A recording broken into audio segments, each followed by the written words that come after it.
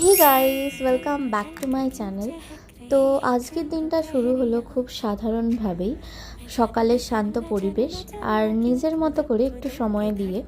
তারপর শুরু হলো দিনের ছোট ছোট কাজগুলো, কখনো রান্নাঘরের ব্যস্ততা, কখনো ঘর গোছানো, আবার কখনো নিজের জন্য একটু সময় দিয়ে। জানো তো, জীবন আসলে এই ছোট ছোট মুহূর্তগুলোতেই সুন্দর। সব দিন হয়তো স্পেশাল হয় না, তবে প্রতিদিনের মধ্যেই কিছু না কিছু সুন্দর মুহূর্ত লুকিয়ে থাকে। সব সময় সব কিছু ঠিকঠাক থাকে না।